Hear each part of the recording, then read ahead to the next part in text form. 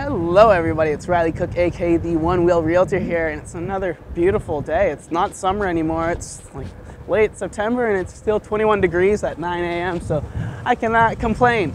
And today we're going to talk about something that you might have been seeing in the news lately, and this is the Supreme Court ruling, pardon me, not the Supreme Court ruling versus TREB.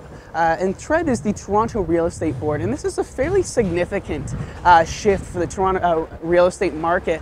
And we're going to talk about that today. And before we kind of get into kind of the details of what's going to happen over the next year or two, or what could happen, we've got to kind of give a bit of context for, you know, what is the Toronto Real Estate Board and why is this so important. So the Toronto Real Estate Board has been the sole governing body for all real estate in Toronto. So if you are to sell a property in Toronto and you're listed with an agent, they are going to list that in the TREB MLS system, the Toronto Real Estate Board MLS system, the multiple listing system.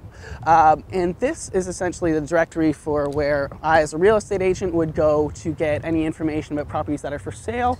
And if I wanted to do any research about any properties that had sold, this is where I'd go as well, because they had the only database of any of these sold properties in Toronto. And this is actually what the Supreme Court has ruled against, because they've said, you know what, this information should actually be publicly available. This should not be privately held.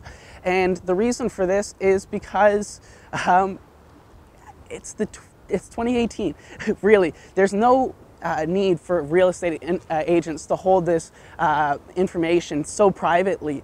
And it's something where, in the age of everyone knowing everything at the drop of a hat, us holding back this information doesn't do our clients any good, and it only stifles innovation. And that's kind of what the Supreme Court ruling has come up with.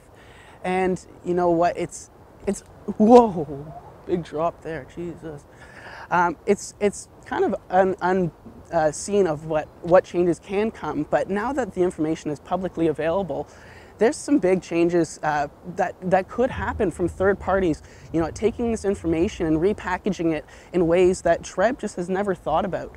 And this is something that I'm actually doing myself for our website, torontorealestate.ca, where I'm essentially creating a directory of all the different neighborhoods, buildings, units, and property styles that you can go and see all the sold data, and you can get access to this very easily so that you can become informed. And that's exactly why we think that this ruling is so important, is because, you know what, we always believe that our clients, when they have more information, they feel more comfortable with the process of whether they're buying or selling. And us holding back this sold property data is really archaic, and I think it's really good that, you know, everyone has access to this, because you should.